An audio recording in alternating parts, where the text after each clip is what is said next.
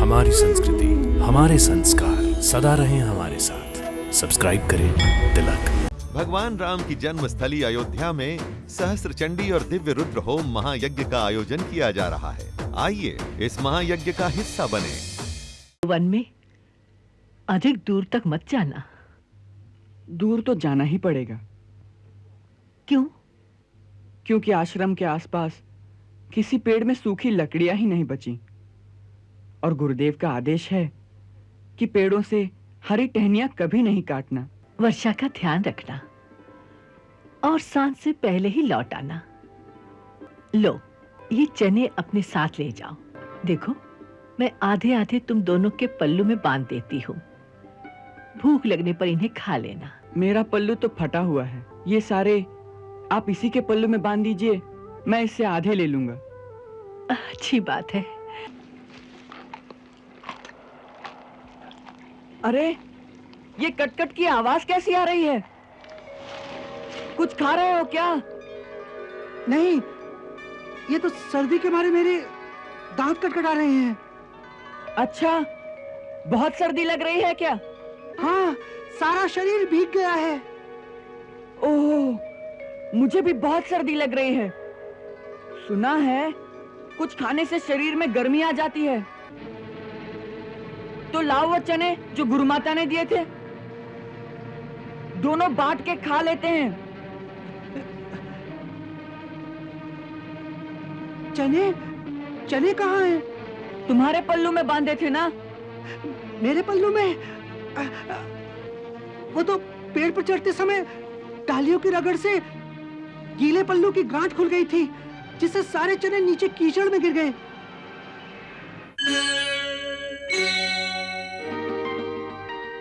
कृष्ण, बलराम, सुदामा,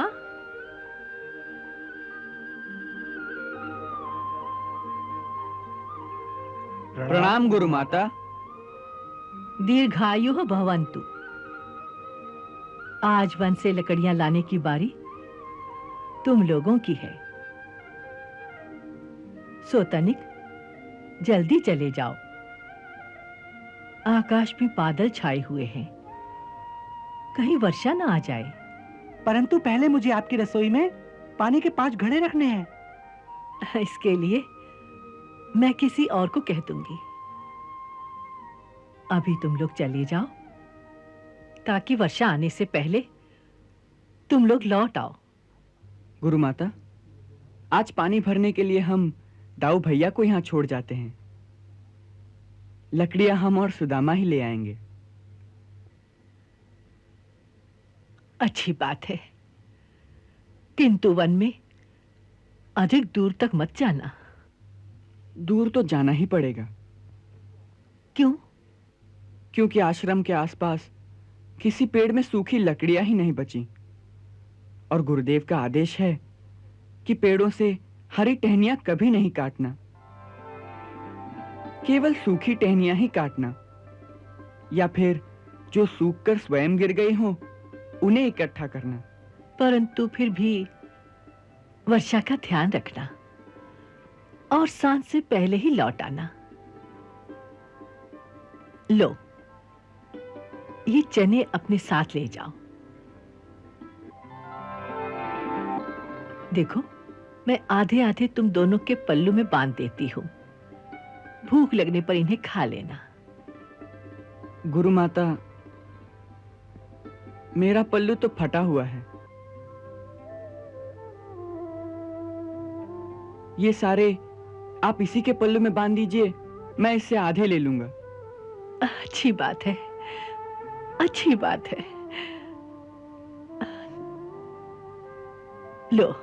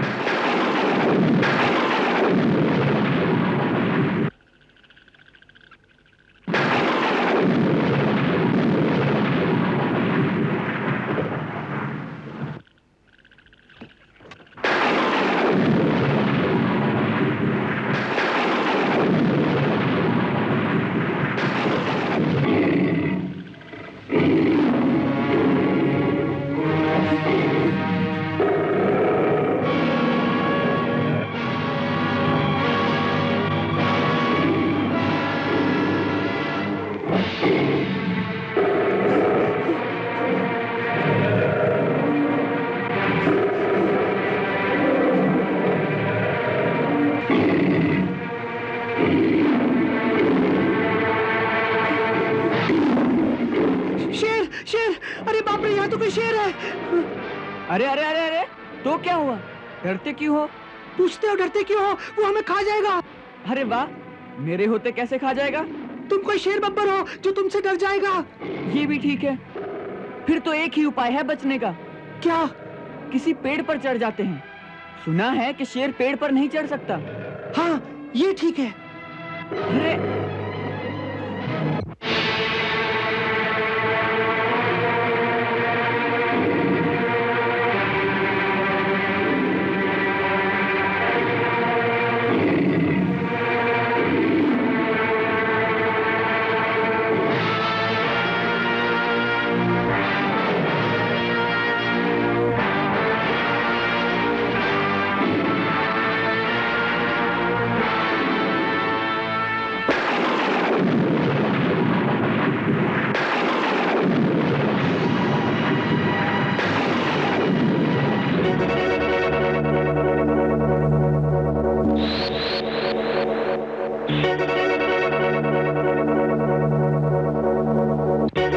कृष्ण बचाओ।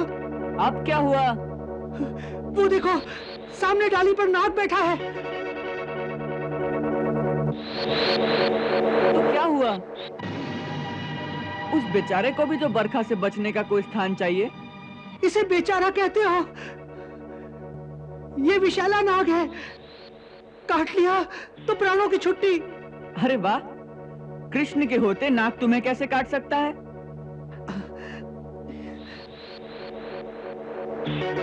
अरे तुम अपने आप को समझते क्या हो? जो नाग भी तुम्हारे डर से मुझे नहीं काटेगा।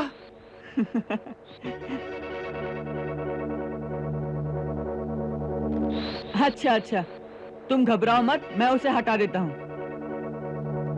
हे नाग देवता, मेरा मित्र तुम्हारे कारण भयभीत है, इसलिए तुम किसी दूसरे पेड़ पर चले जाओ।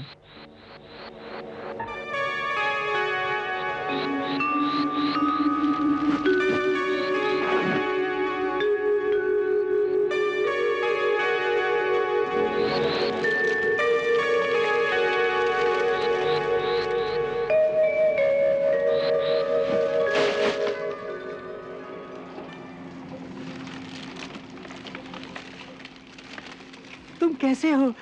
तुम्हें डर भी नहीं लगता? कैसे आराम से उसे पकड़ लिया, जैसे तुम्हें सांप पकड़ने का जादू आता हो। अरे मित्र, संसार में सबसे बड़ा जादू एक ही है, प्रेम। प्रेम के द्वारा समस्त प्राणियों को वश में किया जाता है। मेरे मन में उसके प्रति कोई द्वेष भाव नहीं था, केवल प्रेम था। सो प्रेम की भाषा को समझकर उसने मेरा कहना मान लिया। अब तुम निश्चिंत होकर बैठना।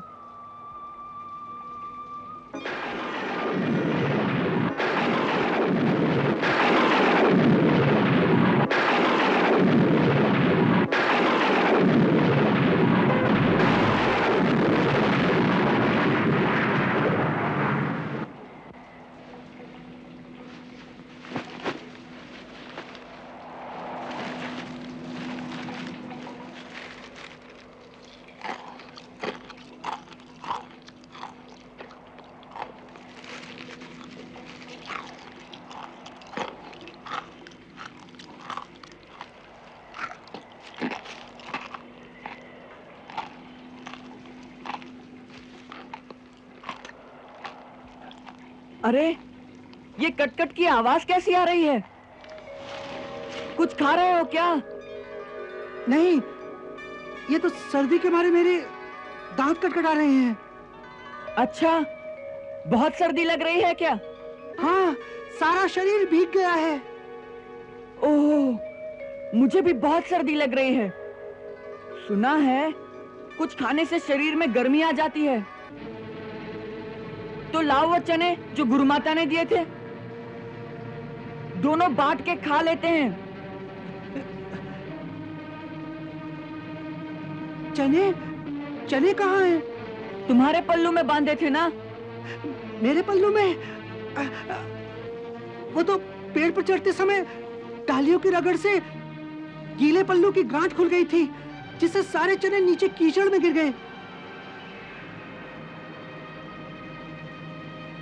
ओह, ये तो बहुत बुरा हुआ, क्योंकि तुम्हें तो भूख बहुत जल्दी लग जाती है ना। तो आप क्या करोगे?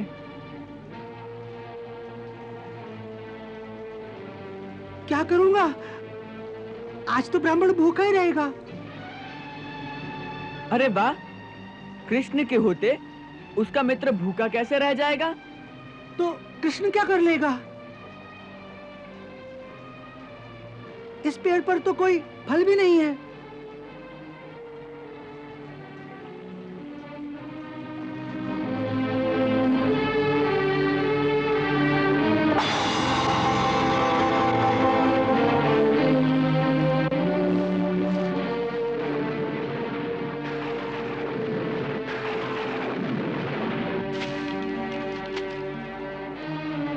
पेड़ पर फल ना सही, परंतु कृष्ण के पास खाने का चबैना तो है। तुम्हारे पास चबैना है? कहां से आया? वो मुझे भूख कम लगती है ना। तो जब पिछली बार वन में लकड़ियां लेने आया था, उस समय गुरु माता ने जो चने दिए थे वो अब तक मेरी अंटी में बंधे हुए थे। ये देखो, 2 मुट्ठी भर चने निकल आए।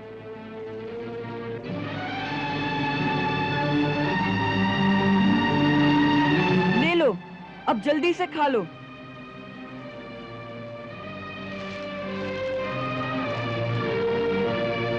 अरे ये क्या? ये दोनों मुट्ठी तुम्हारे लिए ही है।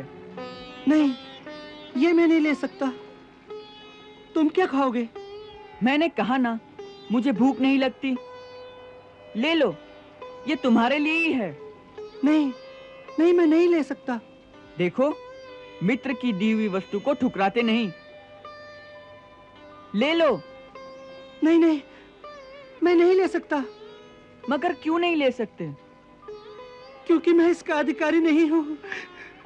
मैं तुम्हारी मित्रता का भी अधिकारी नहीं हूँ।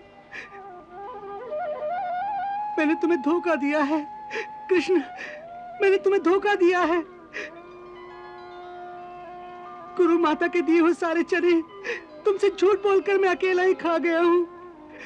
मैंने झूठ बोला है। मुझे क्षमा कर दो, मुझे क्षमा कर दो मित्र, मुझे क्षमा कर दो। अरे, जिसे मित्र कहते हो उससे क्षमा मांगकर उसकी मित्रता को लज्जित ना करो मित्र। क्षमा मांगने से मित्रता के रिश्ते को लाज लगती है। अरे, मुझे धोखा देने का पूरा अधिकार है तुम्हें, क्योंकि मित्रता की पहचान यही है कि यदि एक मित्र धोखा भी दे तो भी दूसरा उसे मित्रता की पहचान समझकर उस धोखे को हंस के स्वीकार कर ले। अरे, यदि दोनों एक दूसरे के लिए अच्छे अच्छे रहेंगे तो मित्रता की पहचान कब होगी? इसलिए फिर कभी क्षमा मांगकर इस रिश्ते को लज्जित ना करो मित्र। मित्र बने हो तो मित्र की अच्छाई बुराई सब भूल जाओ। केवल मित्र बने रहो, बस केवल मित्र।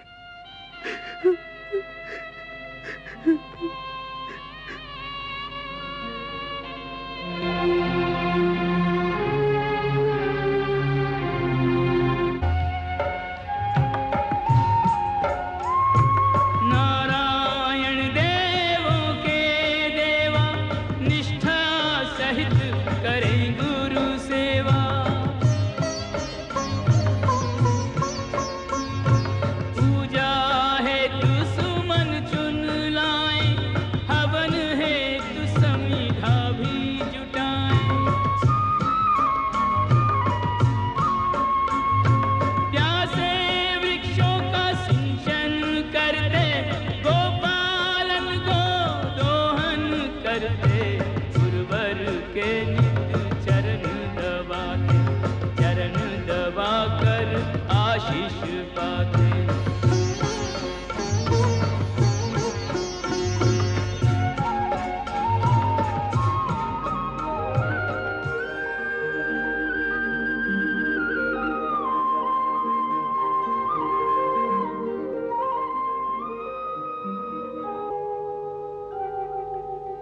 भिक्षाम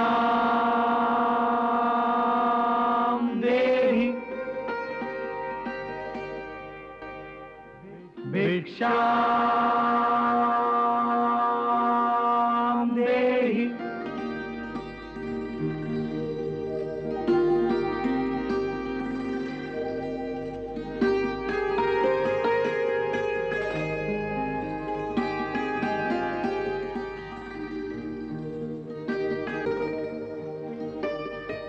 ब्रह्मचारियों, आज आने में बहुत देर कर दी।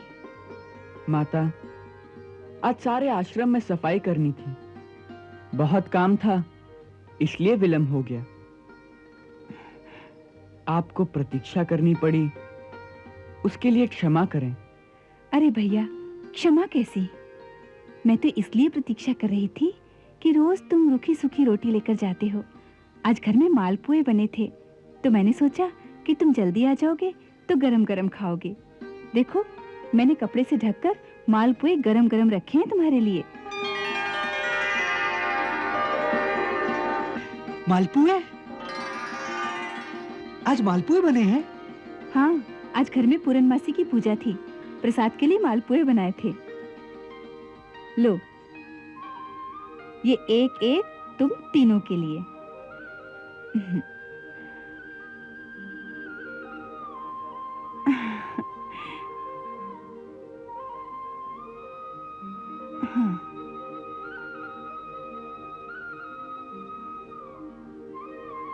अब इसे जल्दी से खाओ, गरम गरम खाने में बड़ा मजा आता है। नहीं माता,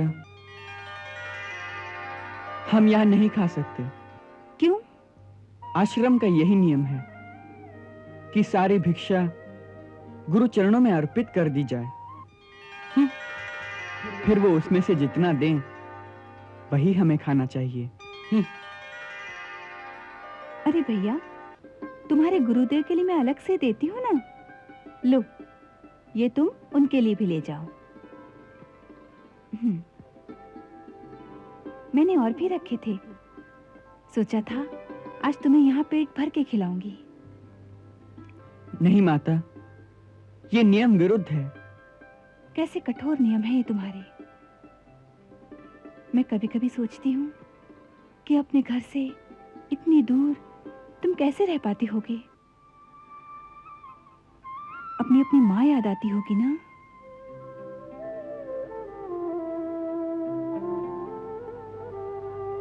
विद्या ग्रहण करना एक तपस्या है माता, और तपस्या तो कठोर ही होती है।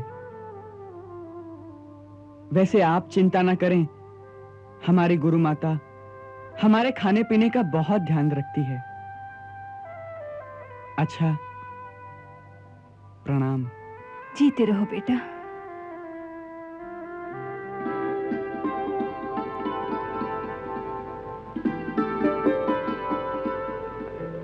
कैसी मोहनी सूरत है इस बालक की। जी चाहता है कि पुत्र बनाकर इसे घर में ही रख लूं। उसे पुत्र बना लोगी तो भैया क्या कहेगा? वो क्या कहेगा? उसे तो ऐसा सुंदर सलूना भैया मिल जाएगा।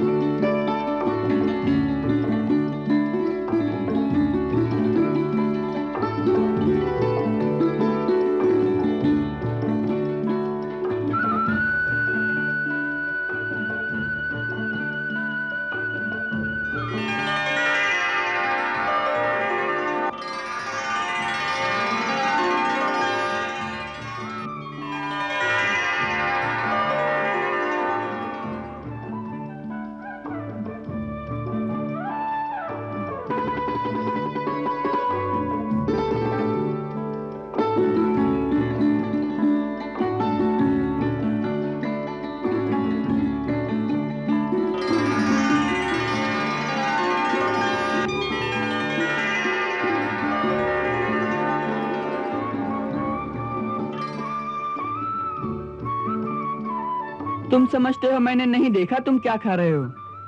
नहीं नहीं, मैं तो कुछ भी नहीं खा रहा हूं। देखो, झूठ बोलना पाप है। और ब्राह्मण को भूखा रखना भी पाप है। तो मैं तुम्हें भूखा रख रहा हूँ। और क्या?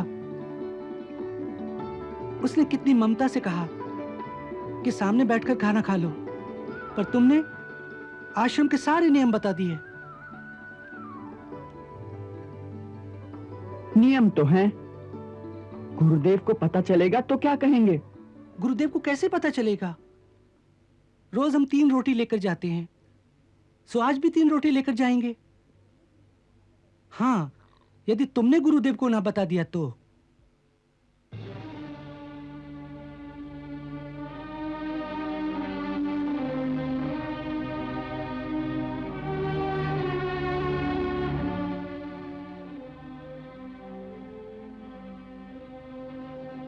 देखो, मैं तुम्हारा मित्र हूं और मित्रता का धर्म यह कहता है कि मित्र की कमजोरी पर पर्दा डालना चाहिए।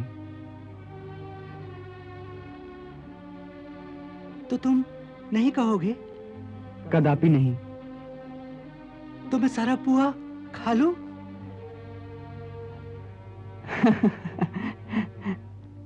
हाँ हाँ, खा लो, मैं देखूंगा भी नहीं।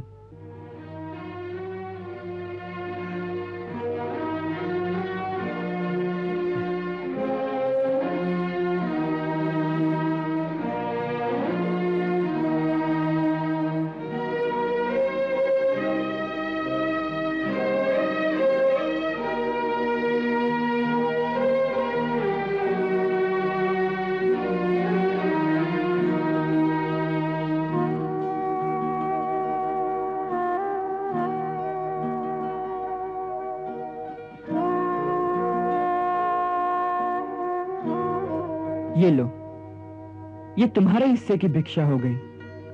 गुरु माता को दे देना।